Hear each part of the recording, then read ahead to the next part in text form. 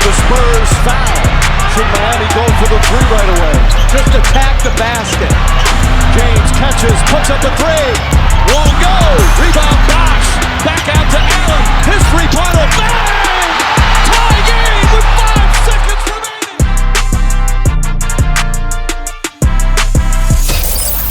Welcome to the Ultimate Super Coach and Fantasy Sports Show. You are now listening to the Insight Fantasy Sports Podcast.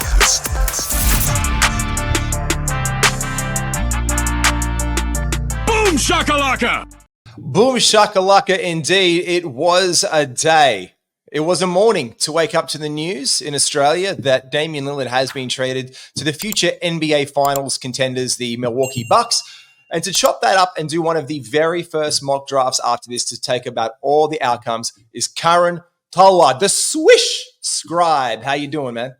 Not too bad, man. Good to be here. I got to say, man, what is it feeling like? We're about to do a mock draft that kicks off in 1 minute. What are your feels going into a mock draft after this trade? Yeah, I think like at a high level, I think Dame and Giannis probably still remain end of first round guys, potentially take a little bit of a hit. I think the biggest winner has to be DeAndre Ayton moving to Portland. It'd be interesting to see in terms of who the fifth starter is going to be in Milwaukee. Is it going to be Malik Beasley? Is it going to be Pat Connaughton? Is it going to be someone else? They may have some back end value as well. In terms of how I'm looking at it, Nurkic, I think similar to what he would have been in Portland had he stayed, I reckon. Yeah, man. I think some of the big winners here, obviously, finally we know Scoot Henderson and Shaden Sharp are all going to have some more value, and Anthony Simons. The second that deal gets done for Drew Holiday, and I think the thing we got to focus on here is Drew is not long for the climbs of the Portland Trailblazers. Like, it's just not going to be. They've already said they're going to trade him out. So I think we're all waiting collectively to see where Drew Holiday goes after this, but that definitely gives a pathway open. We're on the clock. Matty Malley from Inside Fantasy Sports is picking at 1. This is going to be huge. Obviously, it's a no-brainer for him. He's going to have to take Jokic with that first pick. I'm going to get him on straight away for that one. You're picking from pick 4 today. Who are you thinking, mate? So I think I got a clear top 6, right? As many people do. So obviously, outside of Jokic, there's Embiid, there's Luka. In no particular order, there's Tyrese, Shea, and then I have Tatum at 6 pretty clearly ahead of Steph potentially and everyone else past that. So I would be hoping for. I mean, I'm pretty sure I'll get maybe one off Shea or Tyrese or Luka. So that's kind of 100%. So obviously Jokic goes number 1. Brattleman is now faced with the choice. As you said, Luka is creeping in very easily to be a second pick now over Joel Embiid. There he obviously goes at 3, and then it falls to you, obviously, with pick 4. I know you love your pick 4, Karen. Oh, beautiful. Hallie. What do you think his potential upside is this year? How much better does he get than last year? I think a few things like I think his percentages. I did a piece for this earlier on. I think his percentages are pretty much at a very high level already. So the improvement he has to make is in his usage and his scoring, right? That's the next level. Can he become a 24, 25 point scorer, right? And he showed that over the last few months of the season that he did have that potential to ramp it up a little bit. So I feel like that would then make him a 24 and 11 guy, 24 and 10 guy, which puts him firmly in a top 5 setting, assuming his. I think, as you said, there's a very clear top 6, top 7 this year, and it pretty much has shaken out exactly where they are now. I'm at pick 9. I haven't picked from pick 9 this year, so I'm a little bit nervous, but we did speak off air, mate. There is a catch for this draft, and I'll put a tag at the beginning of the show. We'll record one afterwards. Yes. We have to draft 2 impacted players each from today's trade. So we've got to take someone from the 2 players from the Trailblazers, 2 Blazers from the Bucks, or 2 from the Suns.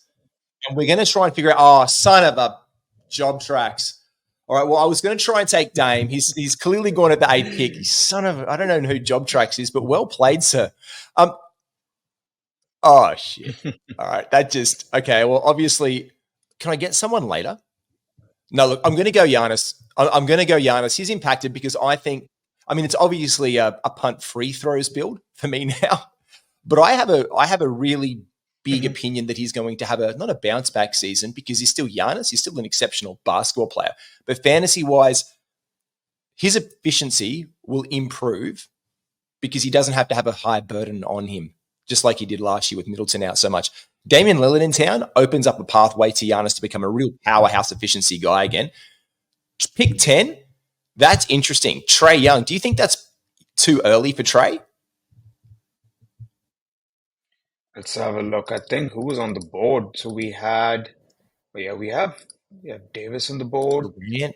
We have LaMelo. Yeah, I'd have LaMelo potentially over Trae, but I don't particularly hate it because I think Trae, you know what you're going to get with him, right? With high level points, high level assists. Yeah, I think he's definitely a very firm for me. I think you're bang on, Karen. I would definitely be looking to take Trae Young in the second round, and if I could get LaMelo Ball in my first round, I'm going. Oh, now that's a very interesting stack there. That's Phil Unfiltered from Insight Fantasy Sports. He's taken an Anthony Edwards and Donovan Mitchell stack, or as we like to call, I just want to score a shitload of points stack, because I think that's what he's going for right there to get them off the board. Does this mean I could possibly okay, I was looking at LaMelo Ball coming back at that pick. As you said, that's the furthest I've seen LaMelo fall. At pick 15, that is the furthest I have seen him go. I think I need to pair someone who could torch people. But I am punting. Ooh, I need points. I'm looking at getting Kyrie Irving. I'm going to draft Kyrie. I haven't. Look, I think he's going to score a lot. I need to buoy the free throw percentage up in Giannis's team, and I can always get some value around there. But I really like what Kyrie could probably do for me in this build opposite Giannis. Just like in Milwaukee now, Karen, a good point guard with a good point guard with a very good Giannis. Yeah. Who have you been very impressed by so far in mock drafts? When you've been doing it, who are you impressed to see going up the board more and more? Like, who's someone you've got your eye on, and you're kind of like maybe even a bit buyer beware? Sabonis goes after Kyrie. Who are you buyer beware of? Like, who have you got your eye on to think they've gone too high now? I think it has to be, like, for me, it has to be Anthony Edwards. Like, and I had him in a lot of leagues last year, and I probably got him in like the 30s and 40s in most of them, which I was thrilled about. Feel like to take him at 12, 13, yes, could he meet that? Potentially he could, but you're eliminating all sorts of any sort of value really by taking him at like in the first round, because that's going to be his peak. I feel he's popped up a lot. I feel a lot of the analysts have talked up Cade. Even I like Cade this year. I think he has an outside shot to be a top 15 player. But obviously, I'm not going to take him in the top 15 because that, again, eliminates any value, even though I think he has a higher chance than potentially Anthony Edwards to get that.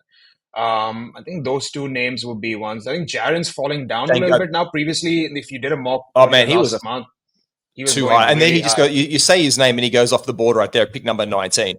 But this was a guy who was like, he was buying first round a drink at the bar and saying, hey, look at me. I'm a very sexy 11 and 12 option. And people were jumping on that. I think it's good that those jets have cooled a little bit now for Jaren Jackson Jr. I think that's good. Designed by Emma, picked up Shea. So back to those picks there, up to you. Mikal Bridges, which leaves you. Who are you looking at here, mate? Yeah, this is a tricky spot in the draft because you got to make a decision, right? You got to either look at a LeBron James, like, you know, with his injuries, which could pop up at this year with his advanced age. You can look at a James Harden, but obviously we don't have clarity on his situation. A Karl Towns. Yeah, this is a bit tricky. I'm going to lean with LeBron just because I know that he's coming into the season fit at the moment. Excuse me, and if he just continue, because he's going to give his 27 points, 26 points, he's going to give you his 6 rebounds and 8 rebounds and 7 assists, and I think it's pretty standard. And I feel like if I go in the next few picks, I can take a few younger guys, a bit more less injury risk to kind of mask that. I think I'm actually going to have a look at the ADPs of some of these guys, because I can tell you right now, LeBron James is slipping in some drafts and he's sticking around in some drafts. This has been very interesting. An interesting pick by Mally's, I know, high on Cat at the end of the second round. That's great picking. 23 was Larry Markkinen, 22 James Harden. LeBron there for you at 21. Bam Adebayo. De'Aaron Fox. He's come back around pretty early. That's very early for De'Aaron Fox. 26, I would say, is the highest I've seen him. That's a very interesting pick at 26. I don't like him there. I like the player that he is. But, Karan, would you say that that eliminates value altogether for him?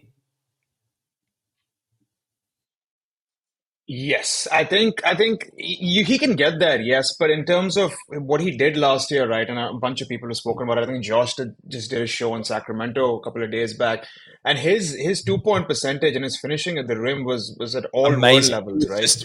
And you, we're anticipating that comes back, and we're looking at him potentially getting his 3 point scoring up a little bit to maybe meet this value. I mean, I know assists are really, really, really valuable in these leagues, so I think maybe he's looking at getting a cushion in assists with Luka and Fox, but yeah, I think he could potentially go towards the later part of the third round, early fourth. That'd be somewhere I would look at Now, it. with the 30th pick, Kawhi Leonard's gone off. This has been a guy who has been slipping late into the third round, early in the fourth. There goes who I was starting to flirt my look at. I'm really interested in Darius Garland this season. I mean, you've heard the stacks pod we've done. I actually like a little bit of a sexy Cleveland stack. If you can pick up Donovan Mitchell in your second round and Darius Garland in your third round, about mid-value there, that's huge. And there goes another one of the guys who I really, really like. Now, Pascal Siakam, has he fallen too much now? There is definitely continuity. Ooh. I might go. You know what? I'm going to have to go another guy who's fallen down a little bit right now. Do I take Jimmy Butler? Yeah, I take Jimmy Butler. Jimmy Butler at pick 33 for me is I'm unsure of the games. There's no real upside there with him, apart from now that I know what's happening in Miami. And that could possibly be getting Drew Holiday. So let's not rule that out yet. Like there's every reality where Drew, the guy who was playing in Milwaukee, ends up coming to Miami because of this trade. I think that's one of the best takes I've heard so far. After me, Jimmy Butler, 35, Pascal Siakam. Love that value there for Pascal. 34. 35 was Paul George. And at the end of the third round to close it out, Field is probably going to get more points. It's a points for Phil. It's the P draft for him. Points for Phil. Come on, mate. Who are you going to go? You could potentially go Zach. He's probably going to go Zach. He's probably going to go. You know what? I reckon he's going to go Wemby. Oh, damn it. I was hoping to get Turnal slip. Mobley, here we go. There's the other part of that Cavs stack that I was talking about. I would not be ashamed to draft Evan Mobley, 100% Evan Mobley, Darius Garland, and Donovan Mitchell. We're talking about that stacks idea. I know that you love the thought of it. Are there any in the concept that you really enjoy or that you would love to have as a bit of a homer pick or some fun with that you really like value in one specific NBA team? I think if you're in competitive leagues, right, you got to look at, I mean, any league, you got to look at the schedule you have, right? When are you ending your playoffs? What are the kind of low volume games that are there as well? Like what we call like quality games in Basketball Monster or any other website, they'll call them that as well. And I think Phoenix has a lot of quality games just because, everyone wants to watch them on national television, not on the high volume Wednesdays and Fridays. So to answer your question, I think a Phoenix stack would be good because the guys you're going to get, like if you get like a Bradley Beal or you get a DeAndre Ayton's called Bradley Beal or like a Devin Booker, Durant earlier on, you're going to use them on days in which there's very little games and you're going to get the maximum value from them. And their playoff schedule is decent as well. The back-to-backs are bang in the middle. So I feel like Phoenix would be a stack for me that I would consider. Absolutely. And I'm actually starting to have a little bit of a look at a Raptors stack now that I have a bit more of an idea what's going on. Like I just drafted OG Anunoby with the 40th pick. I like OG around there. Jalen Brunson with the 41st. But I like a Pascal, OG Anunoby, and Barnes little mini stack. I think there's, as you said, there's a lot of quality games there for them. Look, you can even get Jakob Poeltl in your team later on if you're tanking free throw percentage, especially if you're a tanking free throw percentage, or even if you don't. He doesn't take a high volume enough to really ruin that for you if you buoy it by others, but he gets you some block shots. He gets you an absolutely elite field goal percentage. So that's someone who you can look to pick in for field goal percentage. And there's one of the other stack guys we're talking about for OKC, but just a great, probably a great upside pick there at pick 42, Chet Holmgren, Zach LaVine at 43, designed by Emma. Having a think, you've got some in your, do you have a Q? Are you a Q guy? Karan, is there a cue right now where you're doing the infinite math in your head? Yes, I do have. And like I'm the way I draft usually when I get maybe three or four picks close to where my pick is, and then I set a queue of five guys. Right now, both the guys I want are in this queue, so I can tell you you're off to me, right? So I got Jordan Poole and Yep. DeAndre Ayton Ah, in my yeah, queue. yeah, I yeah, feel yeah. like Ayton in Portland, Aiden potentially beats this number by 10 spots. But Jordan Poole scoring, I just want to, I yeah, was looking 40, at both of these 45. guys I'm if going to they go slipped. If Poole. both And of these guys slipped to me in my next round, man, I'm grabbing them. So I would grab them both now because you are not going to get them back after this. I think Jordan Poole there is a pick. Walker Kessler. So you've Poole's a possible league leader in scoring. 46 pick, he's going to buoy that. I was hoping to get him because I have seen him slip into the mid to late 50s, but you're probably looking on draft day getting him anywhere from 40 to 50. Like that's probably where he's going to settle in a very competitive cash league. And there's a bunch of analysts in this one and guys from FBI basketball, guys from Twitter where put this out to people who are keen to mock. So this is pretty competitive. Walker Kessler there, 46 pick. Like this is a competitive draft, you'd say. yes, yeah, it's gone pretty much to, I mean, just looking at some of the picks, it's gone pretty much to Oh, script there in terms of Goon. most of the picks. Fuck me. Oh, Ooh, jeez. De'Aaron Fox and Sengun. Is this just the purely upside? I want to try and like create some carnage. You are absolutely right there. That is a very big that is a very, very, very big pick right there for Alperen Şengün. Like that's extremely early, isn't it? Yeah, I feel like maybe 2 rounds later, 3 rounds later, potentially. Even if you think he's going to mean that again, we come back to maybe this this person who's drafting Brad Altman, like maybe he just wants to get his guys. Like no matter what, he enjoys watching these people play, which is also fair, I guess, in fantasy, right? You gotta have an element of the players you like to watch. This So is maybe he's doing that. But yeah, I would go a this few is true. rounds later. And Oh yes, I get the stack. you I get get it. it. I knew. Yeah, look, DeAndre, and I've got to get two I guys get involved it. in this trade. Do I get two guys who are pissed off one that's happy? Do I get Jimmy Butler? Is he involved in the trade emotionally? I think Jimmy Butler is emotionally involved in the trade. Like he's called them out for tampering. So technically, I've got AK Lover, you son of a Zion Williamson at I I was was looking see at this Zion. thing, but you I were was looking looking at at Zion. Zion in 12 picks time. You weren't looking at Zion in 2 picks after you. So you were thinking he's going to fall in the 60s. Drew Holiday to Trev Brown. This is a very interesting one. This is kind of going ways I didn't know or expect it to go. But I am doing my head in right now. I'm not going to lie, mate. This is Zion Williamson going there at 54 is a very good pick. 54. I think it's a great Great pick pick. because I was going to get him now at 50. Look, I could have possibly got him at the end of. To be fair, I know Phil, and I don't think Phil at the end of the 12. I put him at the turn for a reason. So I allocated guys who from inside at 1 and 12 at the far ends. I put us in the middle. And I let everyone else go where it is so we could talk it. Brandon Ingram there is interesting. I am tanking field goal percentage, aren't I? No, sorry, not field goal percentage, free throw percentage. So guys like Jarrett Allen. Allen could be really good for me here. Jalen Williams is a nice look. You know what? I probably need points, and I want to go an upside points guy. I'm going to go Tyrese Maxey. Yeah, I'm going to go Tyrese Maxey. I just feel like I need the points right now, and I think there's a pathway for him this year to absolutely do some work in Philadelphia, and I need it. I definitely need some points. And Julius Randle, Scotty Barnes, Bradley Beal, all these kind of guys who are around the board right now are out.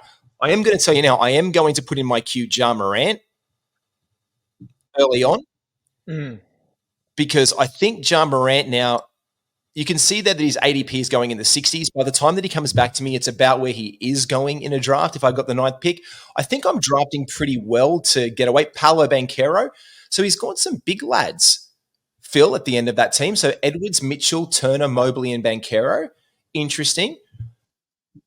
Yeah. I'd love 2 picks in this round, right? I really do like Zion. I feel like I'm probably one of the Oh, the no, bigger I'm there proponents with of you. Zion this year in our community. I really think, like, especially in like a head-to-head league, he can approach top 20, 100%. top 25 per game value in a -1 setting if you're okay with disregarding free throws. And if he does get his free throws up from what he was 69%, let me look at last year for Zion, right? He was at 69%, I Giggity. reckon, last year. He gets it to Mm, 73, right?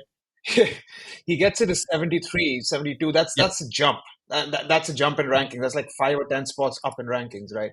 I think there has to be 1 year where he comes in and he surprises us Yes. all and plays 55, 60 games. Is it likely? Probably not. But at 50, 57, where AK Lover got him, if Aiden's situation hadn't happened this morning, I would have taken Zion on that pick. So I love that pick. I also really like what they've done, what GNC's done with Mm, Bradley Beal.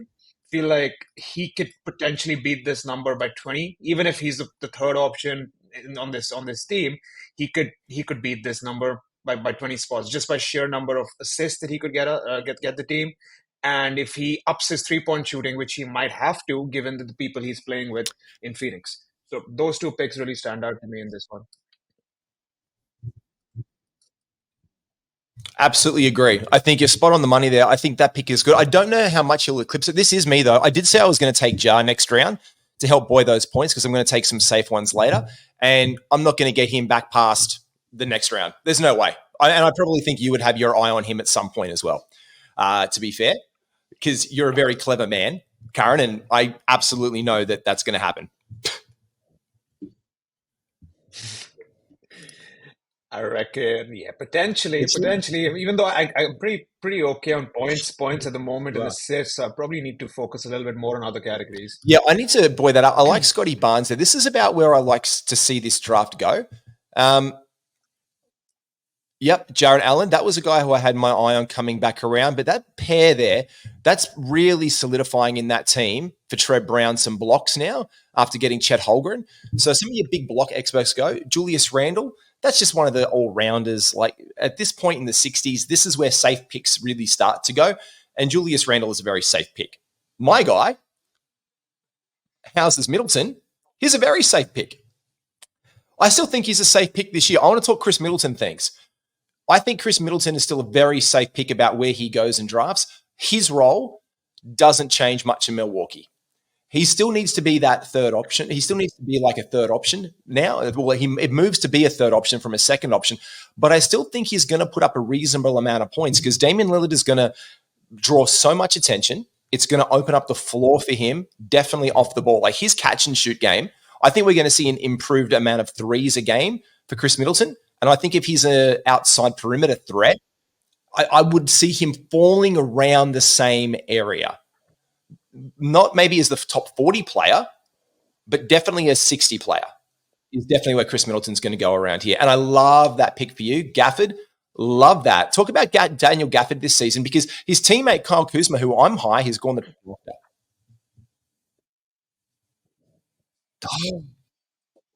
Yeah, Karen, there we go. First one we've seen it. Scoot Henderson going at 72 straight after that. Talk us up to those ones, mate. Okay, so I think we move from Randall onwards, right? Jeremy Grant, I think that's good value there. I mean, he is going to shoot a lot on that team. We know he likes a good shot. My rationale on Gafford was I think the center depth on that team is very minimal at this stage. He doesn't hurt your free throws as much as a big man, which is what I like, which is what I wanted to keep in this team. And he could potentially block 1.5, 1.6 blocks. And for me, that's decent value at this stage to cover up for some of the Jordan Poole, Cade Cunningham, like field goal issues as my pick comes along. And now I'm going to take another big man, and then I can talk through the rest of the picks. So after that, Kyle Kuzma, yep, again. I'm even wearing the Hornets hat. This was my guy. He's fallen everywhere, and I'm tanking free throw percentage, and now you're tanking my day. Let me displeasingly drink my coffee and look at you. So the other one I reckon right after that was Kuzma, decent because he could give you a lot of points. Scoot Henderson, and now I think we know with Brad Altman he is going for pure upside at this stage. Brook Lopez, Middleton, I'm with you on that he returns this value and some. Then after that, I feel like Jabari Smith, Jalen Green at that level, he maybe could have seen them a Yeah. few rounds later. Um, but yeah, I think in terms of Anthony Yeah. Simons here is good, and then We have Tyus to draft Jones two players to each. round it off We have in to terms of draft two some of those impacted assists. players each. You've got DeAndre Ayton. You still need to get another one. They're starting to go off the board here. Yes. These are going off the board. I'm almost going to have to desperate pick in a second. And Cam Johnson's off the board for me, and I really liked Cam. Oh man. I don't know at pick 80 if he returns the upside value that I want for Emeka Okongwu. I think I need to take him now. Right. I like him. that. I like him here because just Capella's still on the team. So until Capella's dealt, I'm drafting. Yeah, I'm going to draft him at pretty much where this is the up for Onyeka Okongwu. I like to call him the omelet. I don't know why it came to me. I just see his thing and I look at, well, I want to order an omelet when I read his name. So I call him the omelet, Onyeka Okongwu. Wendell Carter after that one, great pick. Jakob Poeltl. So this is that big man run. We've spoken about it a little bit. From the 80s, there's this big man. You started it off with Mark Williams, and I think what collectively happens in fantasy drafts right now is people shit their shorts or pants, whatever lower garment you would be wearing, when they see a center go off after one hasn't gone off for a while. So everyone quickly just does what I'm doing on my screen, goes to center and starts looking through people in centers really, really quickly. And there's this massive run almost on centers, anywhere between 80 and like 95. But there's some really good value, especially like Mark Williams, especially like Onyeka Okongwu, Wendell Carter Jr., and Jakob Poeltl. These are like Jakob Poeltl is the tenured center at the Toronto Raptors. Markel Fultz, though, that's a well-played pick, 84 that you are drafting him at upside right there. This is upside for him, top 60 player in fantasy. So you could potentially get 2 rounds of value, and I really like what Phil's doing. I think the Vassell pick was a little bit early. I did like the Banchero pick and Mobley, but this is shaping up very interestingly. I'm kind of into it. I think you sniping me on one of my guys. I'm going to have to take another big man back. I wanted Austin Reeves. Yeah, Tyler Hero. I wanted. Is Tyler he emotionally Hero as well. invested? Would that be a guy who's emotionally impacted by this trade? Because Tyler Hero, I think he did tweet something right Yeah. after, right? He tweeted He something. did. I think I reckon I saw that. I'm going to take one guy now who I think has fallen way too far, because a per minute basis, Robert Williams now is huge. This is I've got too many centers though.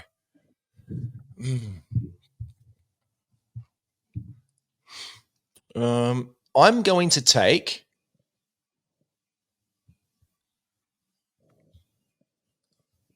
You know what? I need another guard. I need some more assists and some things like that and points. He's dependable. He's trustworthy. He is CJ McCollum. I'm going to pick up CJ because I do need some more guard flexibility in my team, especially with Ja Morant being out those 25 games. I do have a little bit here with Kyrie, Tyrese Maxey, but I'm going to buoy that in between with CJ McCollum. I like CJ. He's a good guy at the end of the day. And if I can put him in my fantasy team and reap some rewards of the flawed general, in what I think, I have this thing that this season, the Pelicans are going to be a more dependable basketball team. They will be, like you said with Zion earlier, if this is the season that he's healthy, we're going to see a fundamentally well-run organization that competes well. And that's going to have a benefit to CJ McCollum, especially at the end of the 80s. But after that, Draymond Green, Terry Rozier at pick 90, pick 91, Jalen Duren, and up to pick 92. Yeah, I like the CJ pick. I was looking at him for some points as well as I'm thinking about my pick, and even Terry as well. I think at this point you could take him because he returns this, and maybe there's like 10 spots of upside there. Now I got to make a decision between. Things that Should I take Miles Bridges? Yeah, Should I like take Miles Bridges. I was looking at Bridges too. I like him. Now it starts to get to the zone, because this is the thing. You want to take those guys that have top 100 value, but do you take them too early? So if you're taking them from 90 to 110, it's safe. It's like you're not getting much upside, but you are getting a player who you think is going to be around that value at the end of the day. It's okay to take these safe picks to buoy your draft a little bit, isn't it, Karan? Absolutely. You got to get a mix because if you go pure upside, your first four picks, right? Like maybe someone's gone like Brad Altman, or maybe you go like high injury risk guys in your first three, four picks. You get a combination of LeBron, Kawhi, Paul George, Anthony Davis, like two of those. Ooh, Ooh, Trey yeah, Trey Murphy, Murphy, nice. nice. He slipped. But before that, I'm more curious. That's one of the first times I've seen Ben Simmons go inside the top 100. We talk about this season bounce back Simo. Like we talk about him coming back and being a better player this season, but people are still drafting him around 110, 120. So this is probably the first time that I've seen him go just at the end of the 100, probably in the last week. Like he's going in this next round. Like he's definitely going in round 9, round 10. Collins after that, Valanciunas at pick 99. Who will be the 100th pick in the 100th pick lotto? That is the curious thing. CP3. What do you think of his role this year? Yeah, That's a I good think pick. that's a 100 value. Again, he will be a top 100 player. You're getting him at pick 100. It almost makes perfect sense. Yes, I can tell you who I'm looking at. I'm looking at, I mean, I don't usually draft him, but I do need a little bit of maybe some threes there. So I was looking at Love Klay it. Thompson right Love now. it. Like, if anything, he's going to give you, Love it. you know, like four threes a game, or potentially to just really map out those assists like a Trey Jones. And I think there's a sneaky chance that he actually outranks his brother this year. I think there's with Cameron Payne gone in San Antonio. Yeah, they could run Sohan at the point, but I think he's going to get his 30 minutes. But I will I go think that's a for great Trey pick, Jones. especially when you're getting him. This is a guy who could return 100, top 100 value. You're getting him at pick 100, pretty much on the bunny. That's a great pick. Like I think Trey Jones will have it's a youth movement in San Antonio, and Austin Reeves made a really interesting like conversation this week about like going to San Antonio. Like he goes, I always want to be with the Lakers, but of course they entertain it. There was a conversation. I definitely think in that conversation when they were talking about what the team's going to be, I think they said like the team's going to be Trey at point, Wemby at the thing. We got Vassell, we've got like Keldon, and then you're going to be our shooting guard. I definitely think there's when they laid out their youth core to him, the point guard, the guy who's going to run the ball, is going to run through Trey Jones, and they've stuck with him. Robert Williams is a great pick there. I've already got my centers, so I didn't go for another one, but Robert Williams was exactly who I was going to pick because now at pick 103, Zach Collins I think is early because his upside is I don't think it's there. I think next round is probably where it should be at, but I've got some interesting choices to make next. I'm pretty sure. Because I like Buddy Hield and D'Angelo Russell around now. Like these are Yeah, no problem no with problem that. with that. Because Buddy was going to get traded. What do you think of that news from Indiana? I'm also conscious that I need to get another person who's been impacted by this draft. Very, very soon. It's me. I have a few guys in mind who I feel like will slip to me like in this.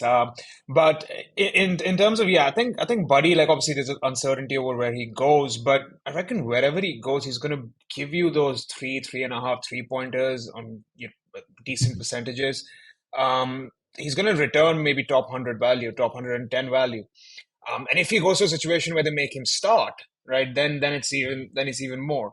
So I reckon at this point that is perfectly all right to do. If you did it 2 or 3 rounds earlier, maybe not. But I really like Tobias Harris there as well, especially with what's happening with potentially with James Harden and the ability of Tobias Harris to then scale up a little bit if he moves and depending on the Yeah, pieces and, that they and pick. Harris at 106 for me makes sense. It fits my team, fits my build. I was very unhappy. I was very, very happy that Traps Manizzle took Bruce Brown because I wanted Bruce Brown coming back to me. I love his eligibility right across the board. I love what he brings to Indiana. That's one guy that I have had my eye on quite a lot. For me, Tobias Harris is a safe pick. I call him Houses Harris. Karen, if you haven't heard Josh Hart. Phil, come on, man. He's taken some nice picks with the Austin Reeves and the Josh Hart pick. I'm not going to lie. But they're not bad at all. I I definitely did not. I wanted him not to take Austin Reeves. I wanted Austin Reeves for sure because I feel like Anthony Davis and LeBron are going to miss games, and Yeah. I have LeBron, right? So that's another thing to keep in mind sometimes in drafts, right? So I'm not usually a fan of like I don't do NFL fantasy, but I know in NFL people do like they handcuff, whatever the players are. I'm not a big fan of it in NBA as much, but with certain players, it can make sense. Like, for example, if you like this player hasn't been drafted, but that's fine. It's just us right now. Like Christian Wood, right?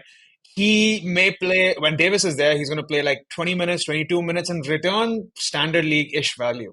So you could have him if you have Anthony Davis, you could have him on your bench and he's still giving you value. And when Anthony Davis misses, if and when he misses games, then you just plug him in and that's a top 60, top 70 player. In those kind of situations, I feel like a handicap can make sense, right? Whereas other times it potentially doesn't. I'm going to drive Clint Capella for that exact reason because you've mentioned it, because I do want to flirt with the theory as handcuffing because I do have Onyeka Okongwu in my team. I've got the omelette, but the starting center is still Clint Capella and he's on the board right now. I let Robert Williams go last time. I am going to take Capella there because I just think clearly he is the best person for me at this point in time with the, and also I'm punting free throw percentage a little bit on this one by basing my draft around Giannis. I'm not exactly. I don't like drafting at 9. This is the first time I've played with it. We've got to definitely look out, but this is the thing. This was the exercise to see where guys were going to go who were impacted, and I think we can learn some lessons there when we see where Scoot Henderson has gone earlier on. So we can see that he's clearly moved up the rankings. We can see that DeAndre Ayton has clearly moved up the rankings. We can see that Anthony Simons has clearly moved up the rankings as well. Chris Middleton has been around where Chris Middleton's going. We've obviously got solidified Damian Lillard and Giannis in the first round. And I think the rest of the chips, especially around Drew Holiday, I was surprised to see in this draft him go early. That's speculation. That's definitely an upside speculation pick with where he's going to end up, that you're returning that value at the end of the day. And there was my other impact guy. Beautiful. I want to trade a job. And Nurkic. You just got absolute. Did you know these guys? Did you say, hey, by the way, try and make me mad and take every player involved in this draft just before I go? That's Nurkic. They're probably listening in somehow because they just had. Why? Oh, man, now that throws a bit of a. See if anyone says anything. Spanner. That throws a bit of a spanner. There is a spanner for that where one. do we go at this point? It's getting to that upsidey pick Really stage wherein I may just. All right, let's do it, man. Let's roll some dice. Oh man, I like that. See, I'm really big on him this season. I think with how many rounds of value? We've got 1, 2, 3, 4 rounds of value left. I do think it is early, but I do think this is where he's going to start to go the closer the preseason comes. Because I think there is every chance that he ends up starting. Yeah. They said they're not going to start him. I like Asua Thompson. They've said they're not going to, but I think that can change very quickly in Monty Williams' system. Absolutely. And see, even I would have liked to get him in round 11, round 12. Then the way I look at this, right, if I've now gone for an upside pick in round 10, in round 11 or 12, I may go for a safe-ish pick. By that, I mean like a guy who's a starter, who's going to give you top 120 value with a little bit of upside, maybe like 10 spots of upside, but not like 50 spots of upside, right? Then that's how you balance your draft in terms of when you look at an upside pick versus taking someone with a higher floor. Yeah, no, 100%. And I think this is where you have to, it's like you said, handcuff. You got to give with one hand and take with the other. So where is someone falling to you, even if it's a safe pick, like Tobias Harris for me, he fell to me. He was just outside the top 100. I'm like, you're going to be a top 100 player. It's not an attractive pick. It's not sexy. I'm not going to go and tell everybody, oh my God, you're not going to believe how good my Tobias Harris pick was this year. Oh my God, guys. That's what we reserve those upper echelons of conversation for the Lowry market and breakouts. Like, oh my God, man, I got Lowry in the 7th round. Everyone's like, I hate you. But no one's going to be saying that about Tobias Harris.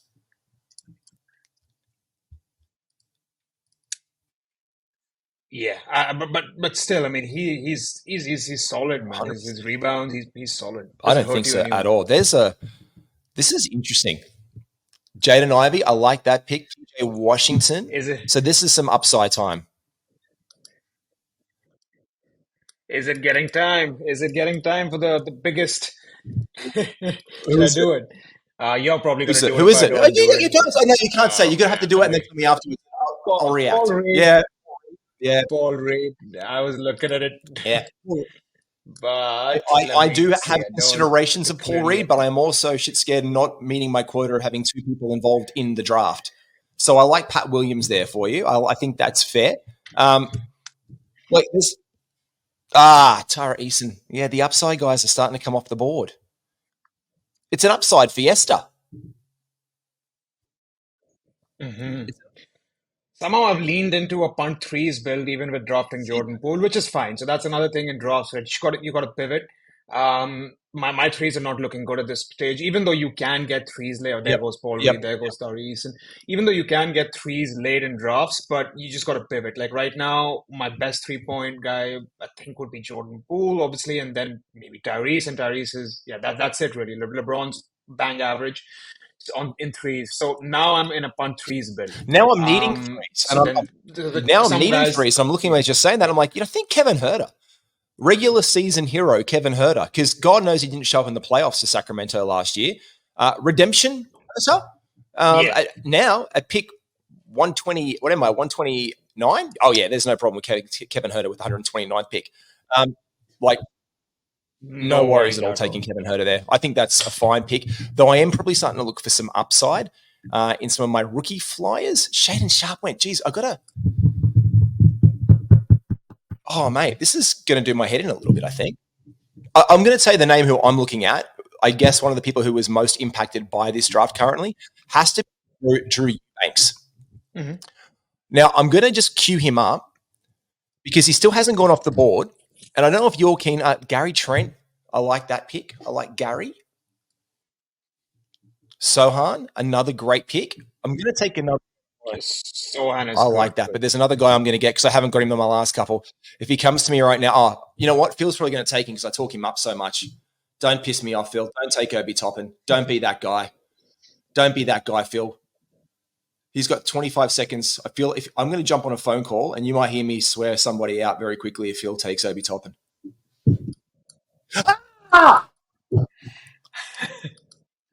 Where is he? Phil, you bastard. I'll put him on speaker. This is going to be Phil's. He doesn't know we're recording this. I'm going to. This is. I'm actually kind of heated about this. You better answer, Phil. He's taken Obi Toppin right there with the 134 pick. Amen Thompson was where we were looking. No answer. Phil, you need to call me back. I'm going to absolutely go ahead. That's a nice sort of upside pick there. I like that a lot.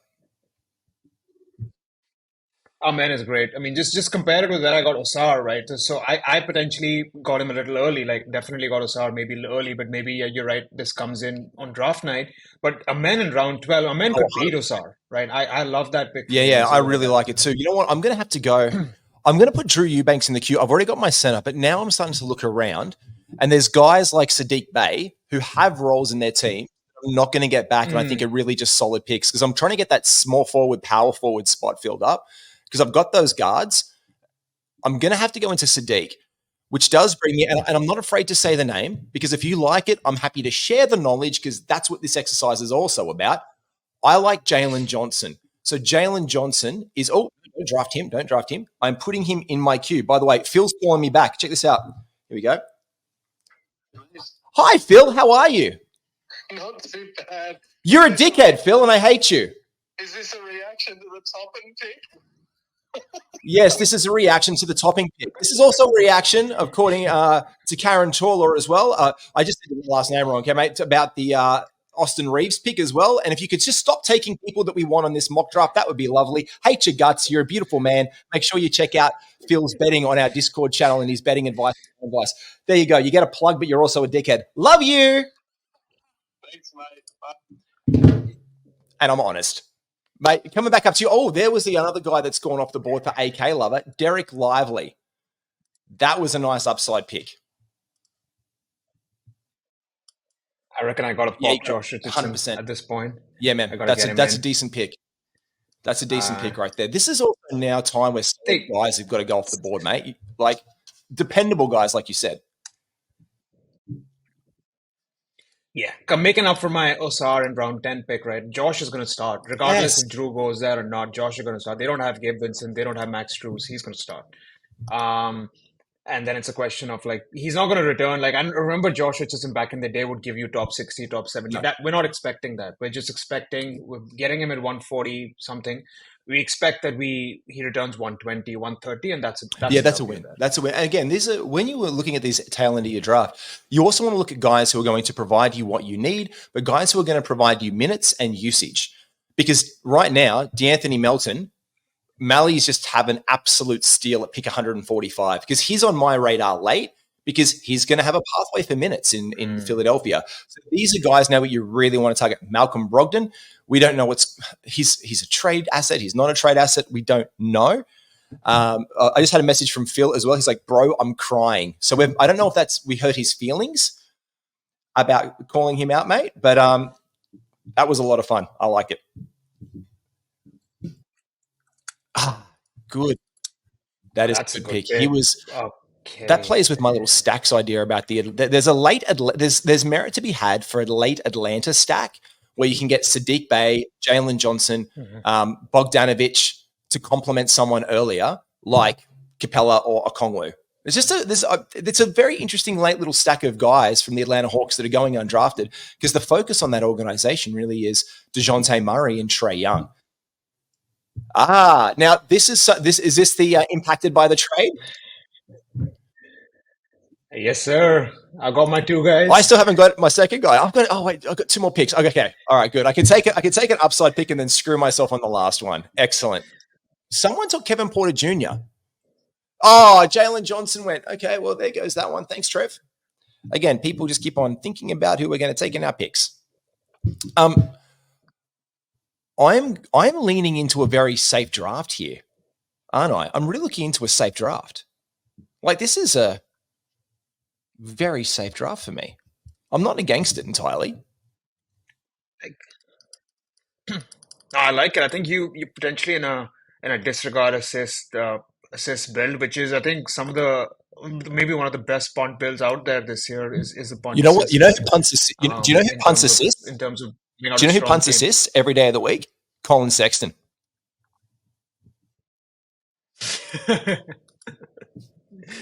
Never met a pass he liked. Do I just feed points, or do I take best overall? Do I just? This could kook me a bit. I'm going to take it. I've kind of almost punted assists in a way, and I'm just going to get points because he never likes a pass. I mean, he says he wants to be an NBA starting point guard. I just don't know the validity of it, to be fair. So I'm going to take him, and I think that's hopefully going to leave me with my very last pick, the exercise that I wanted to. Where does Drew Eubanks go? Because I like Drew Eubanks as a fit inside the Phoenix Suns more than I like Nurkic. I know there was talk last week that they like the guy. Malik Monk around here, about 155, is pretty huge. I like that. But do you think Eubanks is a better fit as a starting center next to the team there than Yusuf Nurkic? Yes or no? I think Nurkic's offensive upside and his ability to kind of pass out of the block gives them an additional layer in that team, which would be more valuable. But Nurkic on defense and his history of being hurt will definitely give Eubanks a chance to come in. And I would not be surprised if it ends up being a 28-20 kind of a situation, in which case Eubanks would have Christian Wood, great pick. In which case Eubanks would have standard league value. So yeah, that's where I see it. Preseason is going to be really interesting to see how they kind of because I just don't see you don't get Nurk on your team and don't play him as a starter necessarily at the front, but he is often injured. Yeah. And so this is where but I like what Eubanks can bring. And also I tweeted this today. I feel bad for Eubanks. He just gets out from under the shadow of Nurkic. He goes there to be the second option, like a center, and then his guy comes back. By the way, I am once again flirting with Dylan Brooks in the last round. Do I have enough of everything else to get Dylan Brooks at the 160th pick? Because that's a lot of FIBA World Cup legend Dylan Brooks. We should only refer to him as. There's guys. Let's be honest here, man. There are some guys on the board that I really like, and we can talk about them because I think it's important to talk in this size what we draft. Yeah. I'm looking at guys in mind, like there's guys with upside like Quentin Grimes. I'm looking at KCP, Norm Powell, Dylan Rybos. There goes Quentin Grimes. I'm There's Gordon Hayward still on the board, Mr. Dependable. Like guys who aren't going to hurt me. Karis LeVert. There goes Dylan Wright. So these are the guys that I said like the last round. I do have to meet my quota though, don't I? I've got to just take Eubanks. Otherwise, I've got to. Yeah, you gotta. I shot myself in the foot with this twist, didn't I? All right. Thank you, Drew. Look, I don't think it's a bad pick. I'm happy to take him and see what happens at number 60 because the second that Nurkic gets injured, people will absolutely jump on the waiver wire. And if it's a season-ending injury or something like that again, this is the guy who starts for the rest of the season. It's definitely punting free throws for me, but I'm taking Drew Eubanks to meet my quota. But there are some lovely picks to pick up here at the end.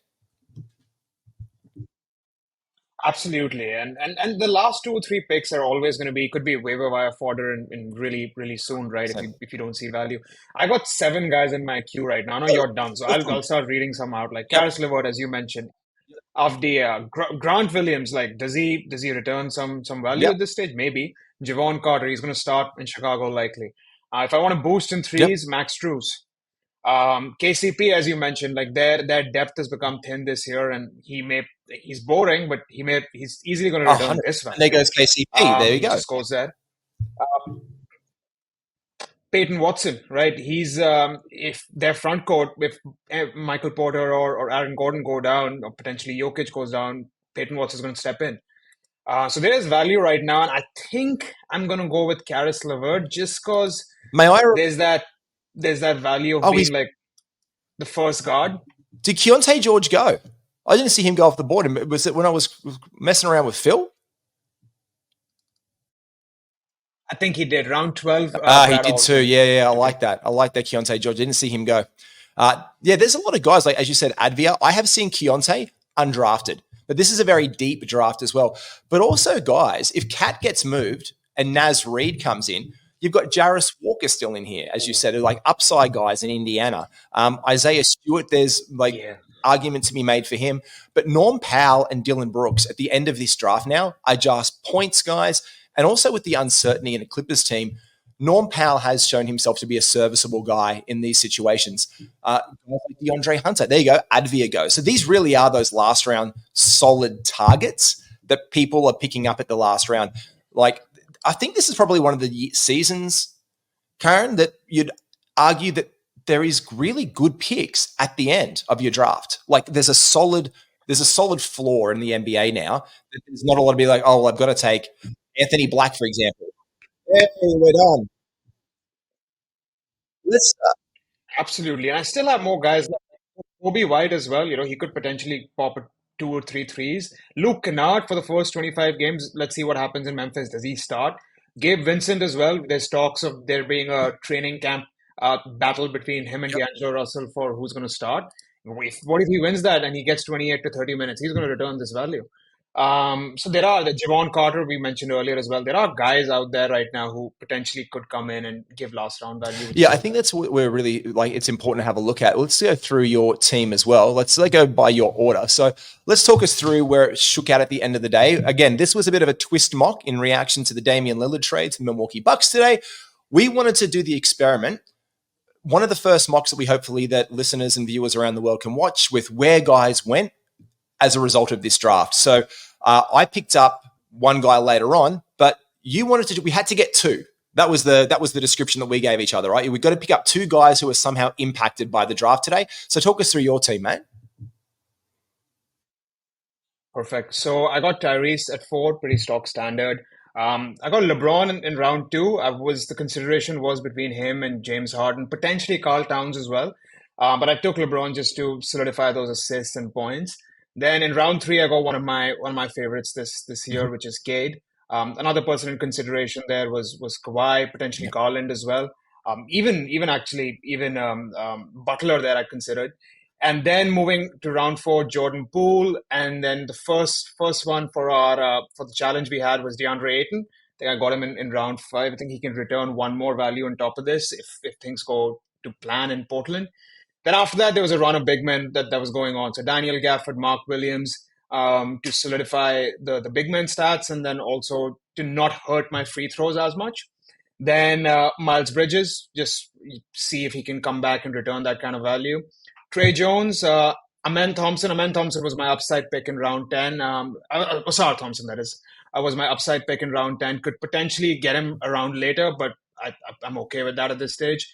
Patrick Williams, Josh Richardson. Then the second player from our challenge, I got Malik Beasley. Well, he doesn't necessarily fit like my bill. I think I came out okay in threes in the end, but he could start, play 28, 29 minutes, and all he does is shoot threes. He could give you 3 or 4 threes in those minutes, and which has its own value. And then last pick was Karis LeVert, which was again upside pick in terms of if he's the first card off the bench, and if Mitchell or Garland miss some time, he comes in as well, and he'll probably give like 140, 150 standard league value anyways. So that was my team. Not necessarily punting anything really. Like I think like I'm not particularly strong in any one category. I've disregarded turnovers entirely. I think I'm okay in assists and steals, but overall it's a pretty much balanced team, which is the kind of approach I go for. There are merits to it. There are downsides as well, because you're not particularly strong in anything, then you may lose out to those heavy punches. Yeah, 100%. And it's good to see people in the chat in the draft room as well saying thank you for a good one, because it was a good draft. It was a good draft. It was competitive for everyone to take care of. Look, this is a team that I'm not overtly happy with. I mean, I like it. I like how it's shaped. I don't think I'm bad. I think I'm probably top 5 in the draft. I think it's competitive at the top end, which I like. But it would be one that I'd have to make some trade assets, because I went some safe picks. But my big coup here, I think, was Ja Morant, because, again, I like to look at what I'm going to get. I like to reassess where I get in 25 games. Like, I don't worry about it. I think I've drafted strongly enough to be like, I want to be top half. So this is my biggest advice this season. If you are taking guys like Ja Morant or Bridges, who is also suspended for some games, you want to draft strong off the rip, knowing that you're going to be, all your estimates are going to be based on value for a season. But you take out a quarter of a season by way of Ja Morant, and then I'm going to, if I can buoy myself, if I can get through, be competitive in my league, then it's on from the second that I get him back. And that's when I really want to look at what's coming from those games on until the end of my fantasy season. So this is where I do like who I've got. And I've got some good picks here. I got Giannis. Again, he is impacted by the draft. Kyrie in the second round. Jimmy Butler late in the third round, which I think is a nice pick up there, especially he's emotionally impacted by this. So I pretty much picked it off in my first 3, as we said, Karen. OG Anunoby, I love. Why? Because the Raptors did not want to move him. He was an immovable piece in any trade talks. So that was absolutely huge, because I know they're going to put a lot of stock and trade in him. Tyrese Maxey was a shaky pick for me. Zion went out that round. DeAndre Ayton went that round. Giddey went that round. Jaylen Brown went that round. And Bradley Beal, who was also impacted, I was toying with, but I did go Tyrese Maxey. Do think there's upside there. Just in case that upside doesn't permeate and Harden's still around for some God knows reason, I've made sure I picked up Ja Morant, because I really want that back end value. The omelet, Onyeka Okongwu, and then CJ McCollum, who he just slipped way too late for me. Like CJ that late in a draft around the hundreds, I think that's on a very solid Pelicans team. Tobias Harris there as well. Clint Capella, again, guys who fell to me. Kevin Huerter, Sadiq Bey, Colin Sexton, because I just wanted to throw as many points at the situation as possible. And again, someone who needs points in my league, he's a trade asset. And because I cooked it with all the emotional investment of the earlier players, I just took Drew Eubanks at the end as my stock standard there to make sure that I had 2 players who were heavily involved in the draft. I think we can take away, though, the biggest picks here. We had a look at Altman. He jumped on Scoot Henderson here. Scoot went in this draft today. Where did he go? He went at the end of the second. He went at the beginning of the 6th round. 1, 2, 3, 4, 5. Beginning of the 6th round, Scoot shot up in value too. And that then brought attention onto Anthony Simons, who went on the turn back in the 7th round, the 5th pick in the 7th round. So in this 11th pick, 6th round, and Anthony Simons, the 2 guys in Portland. Is this where you saw them going? I think it's quite early to say, because we just heard about the Dame trade this morning. But I think, that's again eliminating, in my opinion, like Scoot Henderson's value, right? We know that rookie guards, when they come in, point guards especially, they look at Darius Garland years ago, right? They struggle with their percentages a lot, typically, right? Just adjusting to the NBA game. Rookie big men typically make the biggest impact. Look at last year, Walker Kessler, right? Jalen Duren. Mark Williams when he started to get minutes. I think, maybe he can return this value, but I think we will be interesting to see where his ADP falls in about 2 or 3 weeks' time when we're all dropping 100%. And I think it's interesting to see that he's gone now in the 6th round when this was a guy going in the 9th or 10th round. Again, this is the upside. When we talk about upside, but you want to get value. You don't want to completely eliminate all of the value when you draft. And Simon's here, 7th round, 5th. We've seen Shaden Sharp. He went later on as well. He went in the 10th round as the 7th pick. The really curious one is the big question mark right now under Drew Holiday. I'm looking for where Drew Holiday went. Basically, I'm just looking for – there's a lot of people that wear headbands in the NBA, but I was very curious to see. He was 5, wasn't it? Yeah, there you go. 5, pick 7, Drew Holiday. I think with the uncertainty, I think what we can collectively say is that he's still a very dependable basketball player, and provided he's in the right situation for a team like Miami, he is going to be a very serviceable guy, and you wouldn't think he changes much. Maybe drops back around, maybe 2. Yeah. Yeah, I think any spot he's going, his situation is going to be like Milwaukee. Like he's like, even if it's, for example, like what if he goes to the Clippers, right? What if there's something with Harden where he goes to the Clippers? He'll be like the third option there. He'll do what he did in Milwaukee. So I think, fairly safe. Like I don't see a team which takes him in and says you're the first, not never the first, but the second option, right? I don't see that happening. I feel like this is his floor. This is his potentially his season. Yeah, 100%. And I guess the other big name that everyone's got their eyes on right now is DeAndre Ayton. He went in the 5th round, 4th pick on the way back up after the turn, after Josh Giddey, DeMar DeRozan, Jaylen Brown territory. Jamal Murray went after him. People taking flyers on Zion Williamson based on health, but also after guys very much interested, Dilly, to say, like after Wembanyama, after Holmgren, after Claxton, after Kessler, after Şengün, after KP. So if you're looking at names on the board, this is where he's come after. So it does still say that depending on what you're targeting, because he's not known as an elite rim defender by any means. I mean, he can get you a block here and there, but he's still just going to be stats. Is the efficiency going to not be great? Quite possibly. Like, what kind of game are they going to run in Portland?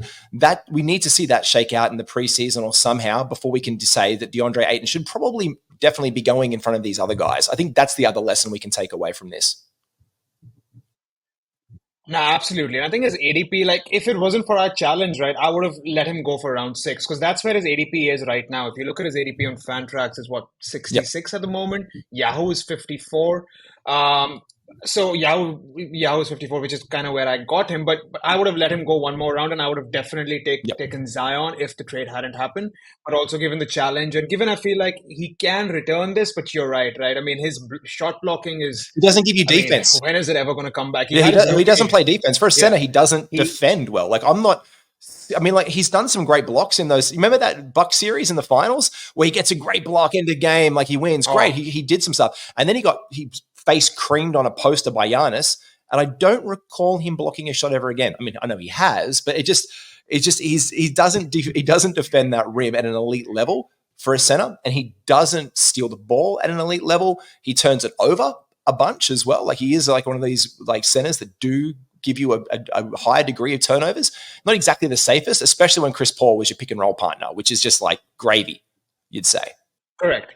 I think if you look at his last 4 years in shot block, I know we're talking about DeAndre Ayton, but I feel like it's important because he's probably the biggest piece fantasy-wise in this trade. Look at his last 4 years, 1.5, 1.2, 0.7, 0.7 blocks, and then 0.8 last year is his... My center needs to get me a block a game. A center needs to get me a block a game if I'm drafting them. I mean, I like that to be my prerequisite. I don't have a lot of prerequisites, but you being shit at something that I need from the center spot is not going to help me out of my fantasy game as much as you might score and you might get me rebounds, but I do want, like, how's this? If I ask you to draft a point guard, Karan, what would you like from your point guard? So it's just as a rule.